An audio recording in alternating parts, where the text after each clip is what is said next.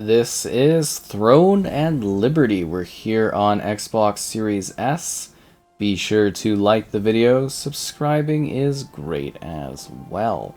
So this is an open world, free-to-play MMORPG experience. And yeah, I thought it made a lot of sense to dive in and take a look at how this is faring on the Series S side of things in comparison to what we got with the Series X. And yeah, there is quite a difference between the two in terms of visual fidelity, quality, and what this has to offer. So this is a game that is an MMORPG, so it's going to fall into a lot of the gameplay stylings that you would expect from this genre. I mean, that's just, the nature of it, right? You're going around, battling stuff. This game does do a decent job of attempting to mix things up a bit in terms of having like different actual story type things going on and not completely falling into the pitfalls of having you just like grind out monsters. There actually is some more depth to this. Now on the Series S, this version of the game really does seem to struggle in terms of I guess you would say the visual quality of it. Like, it is a little rough, so it looks like we're getting dynamic 1080p, and it's attempting for 60 FPS, but there is definitely going to be some performance drops.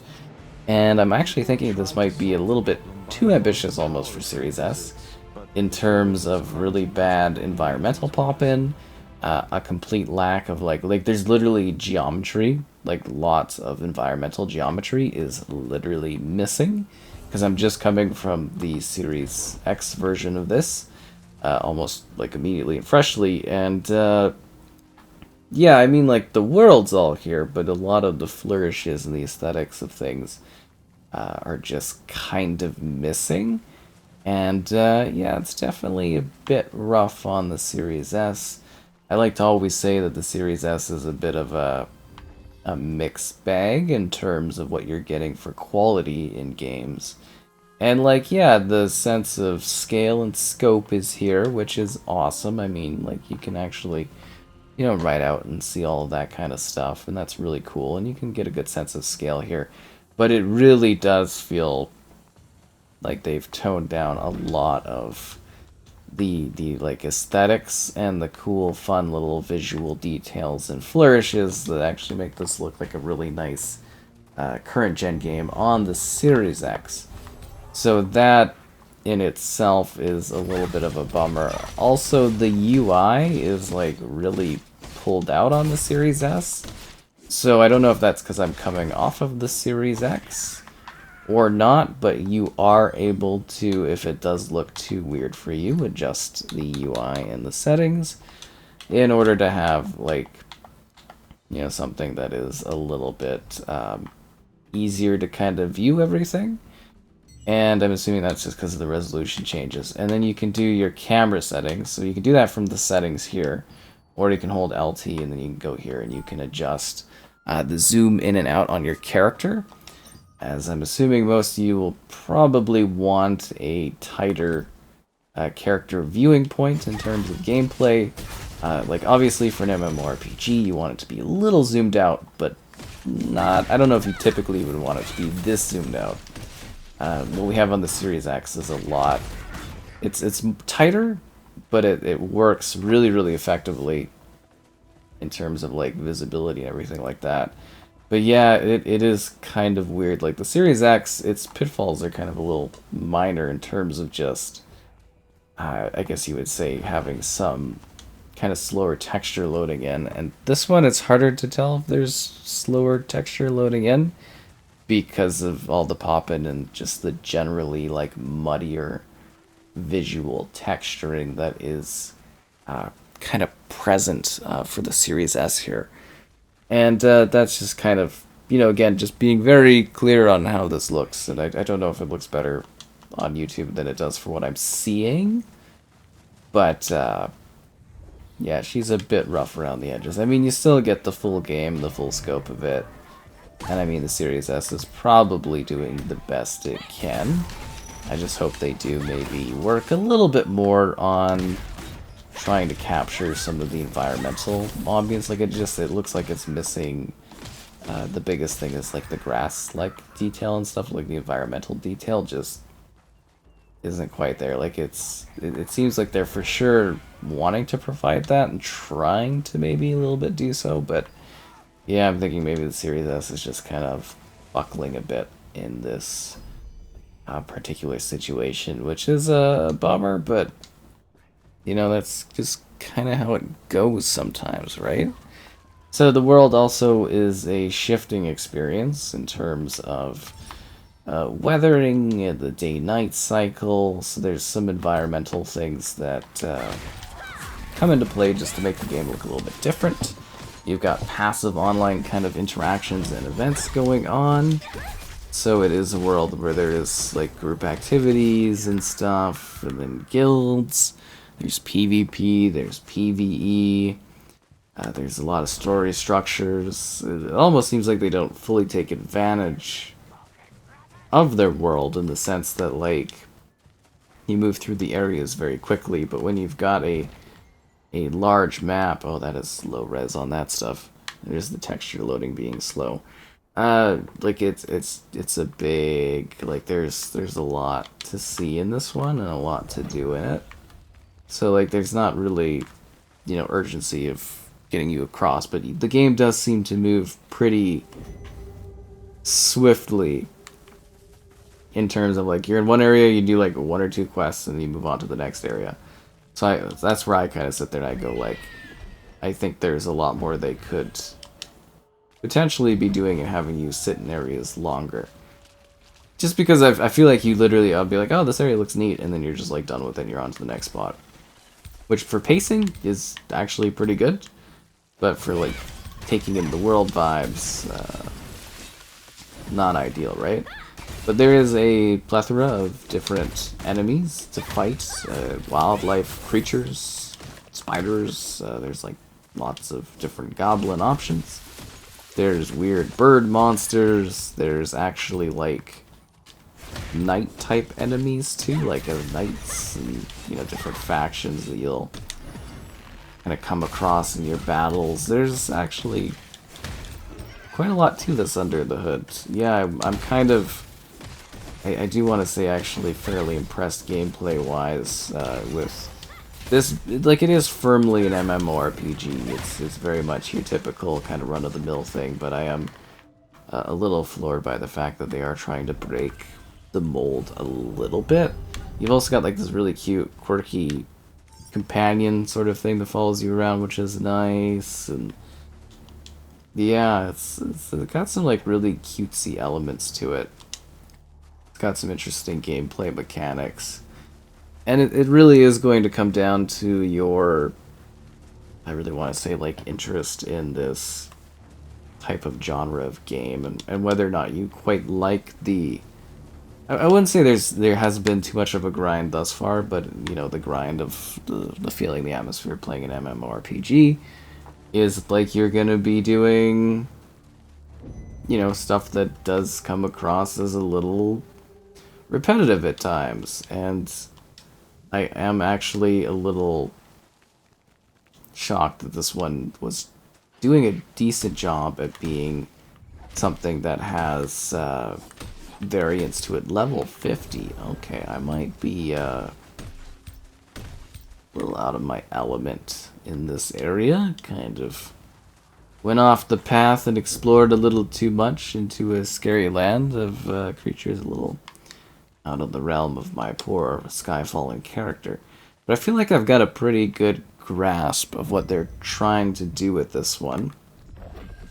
I don't know if this one fully is something that's going to be like a wildly new big thing on the front of MMORPG experiences, but I think you could have some fun with it. You know, it is a free-to-play game, so like literally the only thing you're wasting is your time and downloading and stuff. So if you do find this to be kind of interesting, I think it's a pretty easy, like, give it a try. I don't necessarily know if it's gonna like be something that like changes your gaming habits and is like, oh, I've gotta, you know, grind this out all the time. But who knows? Maybe it will be, right? Like, you don't really know until you dive in and see if this is something that like connects with you gameplay wise. It's really me kind of showing it to you and giving you a sense of how it's running on Series S, talking about the different ways you interact with it, the things you do, you know, lots of different characters you run into.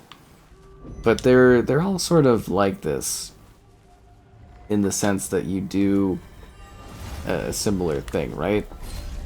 Most MMORPGs, when they come out, they look visually quite impressive. They have really good tech for their era.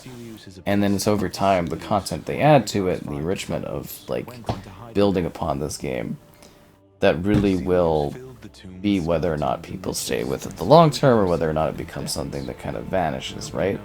There's always interest in a new role-playing fantasy kind of game, right? Like, this is a genre that's, like, heavily utilized, but also ripe to do cool new stuff with. And it comes down to how, you know, kind of ambitious the developer is, and whether or not the gameplay's got that sort of edge that keeps people staying with it and not moving on to other ones, or trialing it and just like immediately going back to their typical MMORPG. Because like this genre, you know, there's a finite amount of players that are heavily into it. And then there's a finite amount of people that like move from what they are comfortable with in terms of these types of games, right? Like, I mean, some people have been playing them for decades at this point. And you usually will have one picked out and you're like, yeah, this is what I like. And, you know, you'll try new ones for what pops up. And that's kind of what we're getting here. And whether or not you stick with it is the fun mystery, I guess you would say, of this experience. But it's been interesting. It's a little intriguing, this one, definitely for sure. It's got a lot more to it than I expected in terms of being something intriguing to myself. I don't fully know how crazy I'm gonna go about it when we get the full iteration and stuff. But for now, I'm kind of definitely intrigued, especially with the different creatures. Like, you can be in the water and have like an otter and fly around as an eagle and stuff. And a little hard to get the full grasp of the controls there, but you know, there are actually quite a lot of ways to play this. There seems to be a lot to do, a lot of enemies to fight, a lot of areas to visit. The pacing seems really good. I did start to see some difficulty edge bubbling up when I was kind of wrapping up my streaming play of this one. I don't know if others will feel that, or if I just didn't stay in an area long enough or something along those lines, but that was honestly pretty weird how it was getting to be a little bit more difficult in terms of leveling and, you know, relevant levels to myself. But yeah, I don't know. I think this one's kind of cool. I think there's some decent potential here. It certainly has a nice style to it. Series S sort of, to a degree, butchers the quality, but you know, there's slow texture loading. But you still get a fairly decent current gen massive multiplayer game to play, right? And that in itself is kind of desired. Yeah, that is some slow texture loading. This tree does know I'm right beside it, right? I mean, I guess I can't blame the tree too much. It's the developers that choose whether or not it's allowed to have textures, but you know, see, that one has textures. All these other ones don't at all.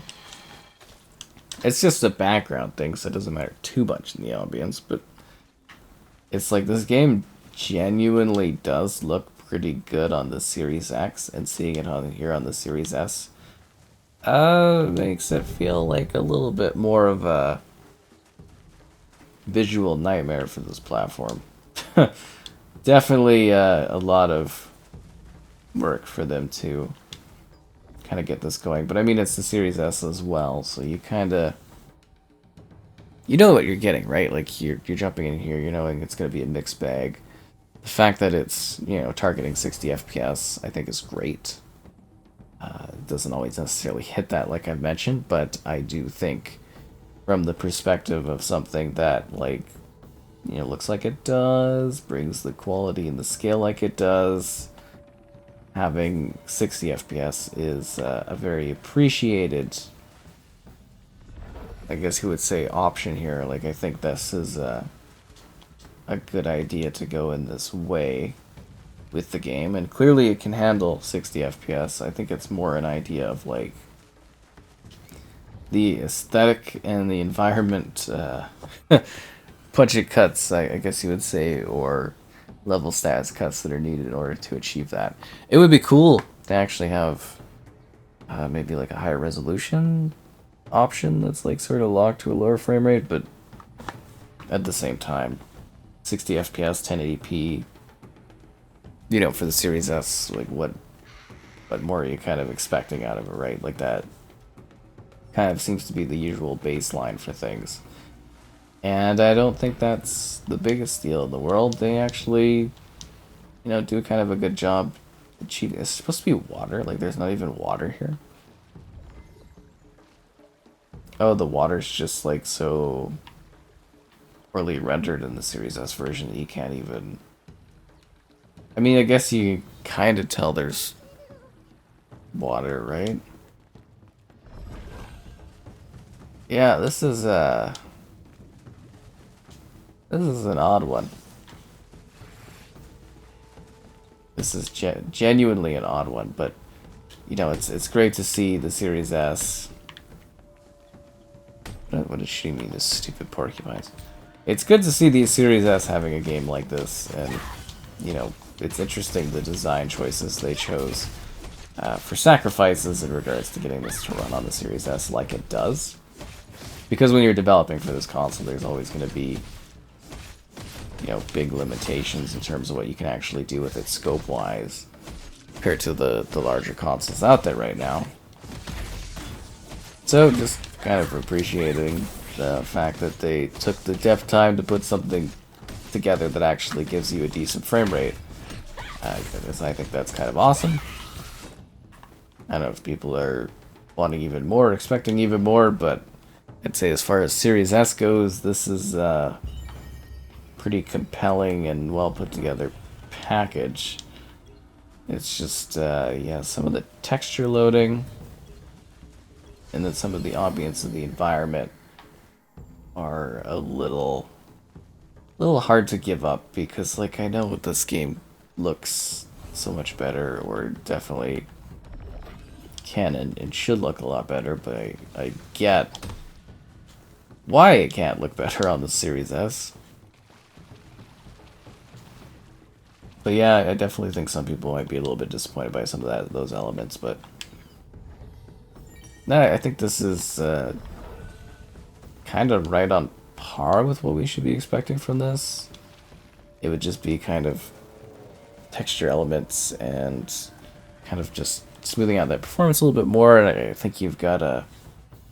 Even right now, this is a pretty compelling Series S version of this game, even if it does strip away a lot of elements of it. But yeah, no, this is pretty cool. The game's decently fun too. I think it's worth checking out if you're into MMORPGs. This one kind of does its own thing. They have some fun with it. I definitely think there's potential. I'm kind of curious about the full scope of it, you know, at the current point in time. But I'd say for now, it's been kind of a cool experience diving in and playing this and seeing what it has to offer and venturing across these different locations and yeah, building up a character and stuff like that. You know, the usual fanfare of the genre really is just building up a character, going out there and exploring, and then if you really get intense about it, you can go and do, you know, other content, right? Because it's not just PvE, you know, there's elements of PvP and then, you know, larger guild type things. So there's actually a lot under the hood on this one, so I'm looking forward to seeing the full iteration of it, but not bad on the Series S for now, I'd say, for sure.